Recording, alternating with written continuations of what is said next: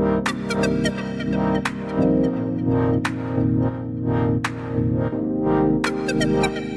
everyone, and welcome back to English Podcast Avenue. I'm Sarah. And I'm Marcus. Thanks for tuning in today. So Marcus, Halloween is right around the corner, and I've been thinking a lot about costumes lately.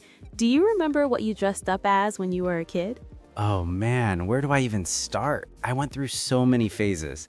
I think my first real costume was a dinosaur. My mom made it herself with green fabric and felt spikes down the back. I thought I was the coolest kid on the block. That sounds adorable. Homemade costumes have such a special charm to them, don't they? My mom used to make mine too. I remember being a witch one year with this pointy hat that was way too big for my head. It kept falling over my eyes while I was trick-or-treating. I can just picture that. But honestly, there's something really cool about homemade costumes. They're unique. You don't see 5 other kids wearing the exact same thing at every house you visit. Exactly. Though I'll admit, as I got older, I definitely wanted those store-bought costumes with all the bells and whistles. I begged my parents for a princess costume from the store one year because it came with this sparkly tiara. And did you get it? I did. But you know what? Looking back at the photos, the homemade witch costume actually looked better. The store-bought one was kind of cheap, and the fabric was that weird, scratchy material that felt like plastic. That's so true. I remember those costumes. They always came in that flat box with the plastic window so you could see the costume inside. And they had those plastic masks with the tiny eye holes and the little elastic string that would always snap. Yes, oh my gosh, those masks were the worst. You could barely breathe in them, and they'd get all sweaty after like 10 minutes. Plus, the elastic would either be way too tight and give you a headache, or it would snap completely and the mask would fall off. And you couldn't see where you were going. I ran into a mailbox one year because I couldn't see properly through those tiny eye holes. My dad had to hold my hands the rest of the night to make sure I didn't walk into traffic or something. That's actually kind of dangerous when you think about it. Halloween is supposed to be fun, not a safety hazard. So, what's your approach to costumes now as an adult? Do you still dress up? I do, yeah. Though my costumes have definitely changed. I feel like there are different categories of adult Halloween costumes. You've got the people who go all out with elaborate, creative costumes. Then you've got the people who throw together something last minute. And then there are the people who use Halloween as an excuse to wear something funny or punny. The pun costumes. I have mixed feelings about those. Some of them are genuinely clever, but some are just trying too hard, you know? Oh, totally. Like, if someone shows up as a serial killer with little cereal boxes attached to their shirt with fake knives stuck in them, that's kind of funny. But if someone just writes book on their face and calls themselves Facebook, that's lazy. Agreed. I think the best costumes are the ones that show effort and creativity, whether they're scary, funny, or just really well done. Last year, I went to a Halloween party where someone dressed as Bob Ross. They had the whole thing, the wig, the beard, the palette, the happy little trees, painting. It was perfect. That's awesome. Bob Ross is such a wholesome costume choice too. I feel like Halloween costumes have really expanded beyond just the traditional scary stuff. When we were kids, it was mostly ghosts, vampires, monsters, witches, that sort of thing. Right, and now you see people dressing up as literally anything. Memes, food items, abstract concepts. I saw someone dress up as student debt once. They just wore all black and attached a ball and chain to their ankle with papers that said loans on them. That's dark but hilarious and probably very relatable for a lot of people. I think that's what makes Halloween fun as an adult. You can be creative and make commentary or just do something completely ridiculous. Absolutely. Though I do miss the simplicity of childhood Halloween sometimes. You just put on your costume, grab a pillowcase, and go door to door collecting candy. No overthinking it, no worrying about whether your costume is clever enough or too offensive or whatever. The candy was definitely the main event back then. Do you remember coming home and dumping out your entire bag on the floor to see what you got? Yes, and then trading with your siblings or friends. I'd always try to trade away all the candy corn because I hated that stuff. Wait, you don't like candy corn? I love candy corn. See, you're one of those people. I feel like candy corn is so divisive. People either love it or hate it. There's no in between. Fair point. I'd always trade away the black licorice or those weird peanut butter taffy things that came in the orange and black wrappers.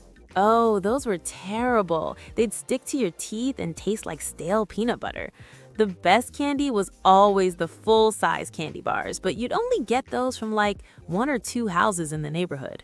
Those houses were legendary. Everyone knew which houses gave out the full-size bars, and you'd make sure to hit those houses first before they ran out. It's funny how much strategy went into trick-or-treating. You'd plan your route, figure out which neighborhoods had the best candy, try to maximize how much you could collect before your parents said it was time to go home. And you had to pace yourself too. You couldn't eat candy while you were trick-or-treating, or you'd get too full and sluggish to keep going. The real candy feast happened when you got home. Exactly. Though my parents always made me wait until they checked my candy first. They'd go through the whole bag looking for anything unwrapped or suspicious. Mine too. I always thought that was so paranoid, but now as an adult, I get it. Parents just want to make sure their kids are safe. Of course, and with all the stories you hear, it makes sense to be cautious. But it's also a bit sad that we have to be so worried about that stuff. Halloween should just be fun and carefree. True, but I think most people are still good and just want to participate in the fun. I mean, think about it. People spend their own money buying candy to give away to kids they don't even know. That's actually really generous when you think about it. That's a really good point. I never thought about it that way. And some people really go all out with decorations and creating a spooky atmosphere. My neighborhood growing up had this one house that would turn their garage into a haunted house every year. It was amazing. Those are the best. I love houses that really commit to the Halloween spirit. The elaborate decorations, the fog machines, the spooky music, it makes the whole neighborhood feel more festive. Do you decorate for Halloween? A little bit. I usually put out a couple of pumpkins and maybe some fake cobwebs. Nothing too crazy. I live in an apartment, so I don't get many trick-or-treaters anyway. What about you? Same here. I'll carve a pumpkin usually, but that's about it. I do miss the full Halloween experience though. Dressing up, going to parties, all of that. Adult life gets so busy that it's easy to let holidays just pass by without really celebrating them.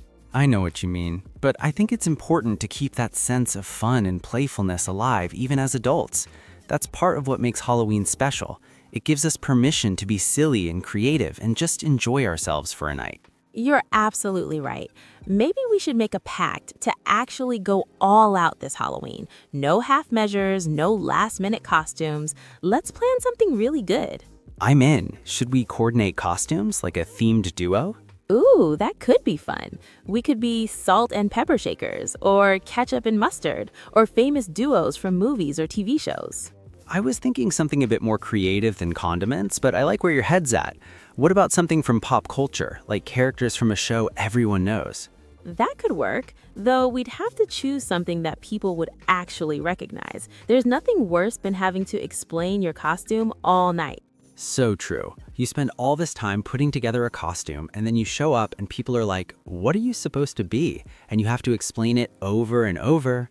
The worst is when people don't get it even after you explain it. Then you just feel awkward and wish you'd gone with something more obvious.